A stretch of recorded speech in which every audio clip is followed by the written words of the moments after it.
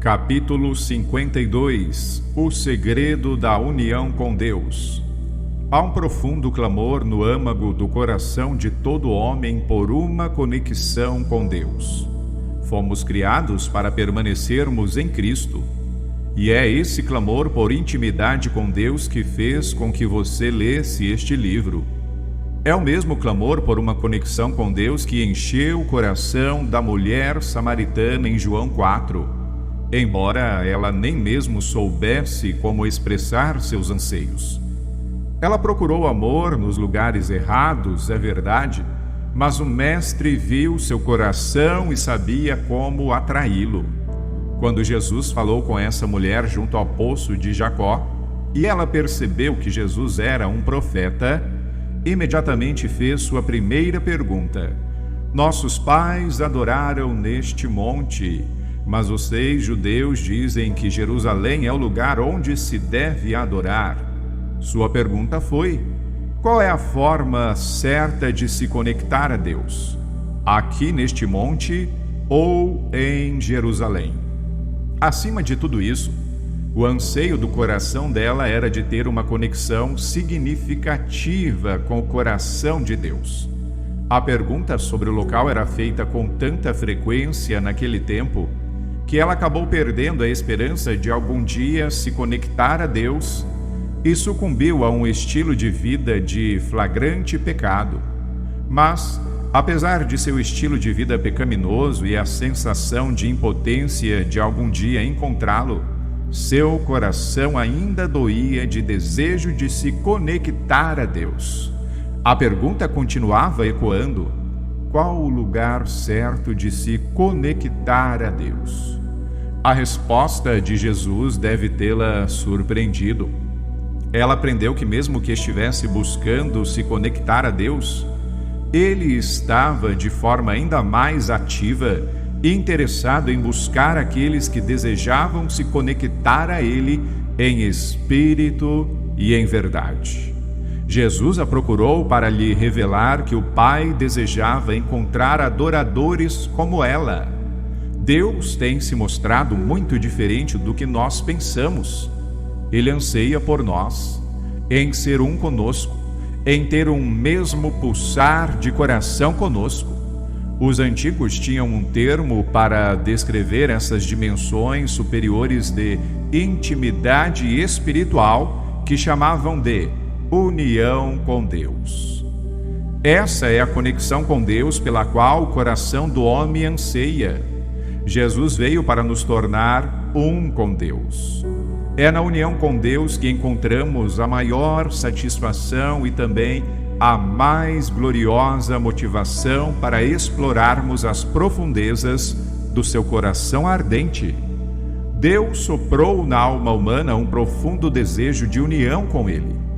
Então nos equipou com o vocabulário para conversar sobre isso quando nos deu o modelo do casamento. Ele disse em Gênesis 2:4, logo no comecinho: por essa razão, o homem deixará pai e mãe e se unirá à sua mulher, e eles se tornarão uma só carne. A união do casamento ocorreu para servir de exemplo e nos dar um modelo mental para compreendermos a união espiritual. Agora, por que um homem e uma mulher jovens decidem se casar?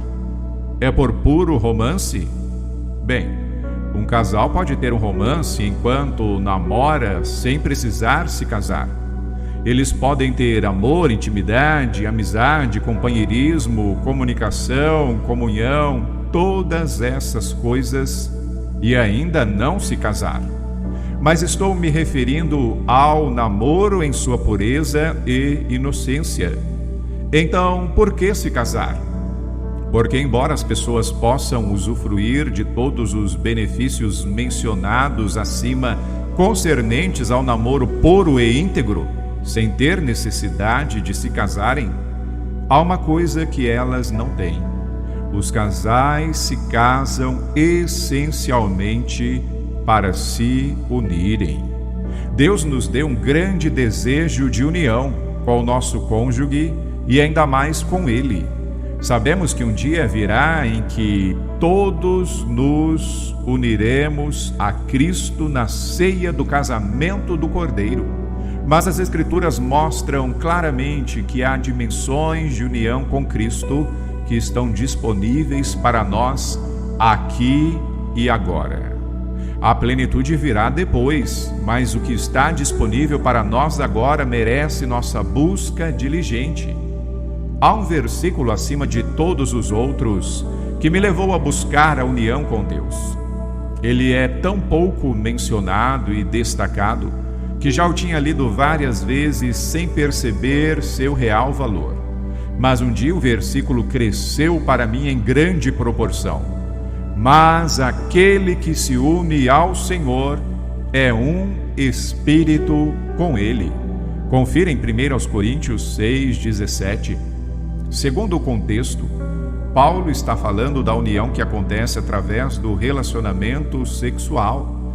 Sua conclusão é que a união sexual está de alguma forma apontando para um tipo de união espiritual que temos com Cristo e que ultrapassem muito o plano físico sexual.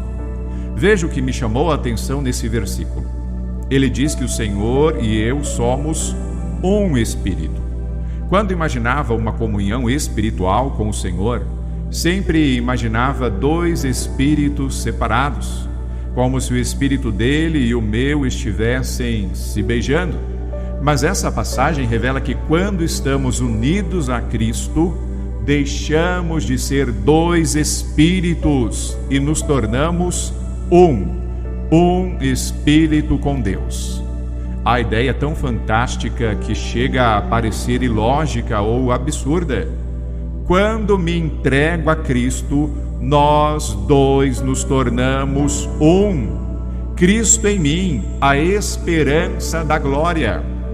Os mais altos céus e a terra não podem conter Deus, mas de alguma forma Deus criou a alma humana com a capacidade de ser sua habitação. Há algo dentro de nós que é mais capaz de conter Deus do que o próprio universo. Essa é a forma maravilhosa que Deus nos fez.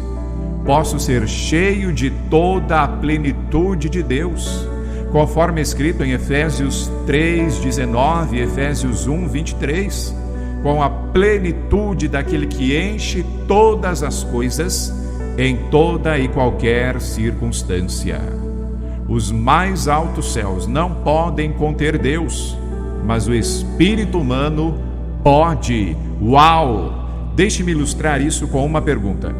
Se colocássemos um copo de água pura no oceano, você diria que o oceano está diluído? Não. Você diria que o copo de água pura foi totalmente absorvido e perdido na vastidão do oceano.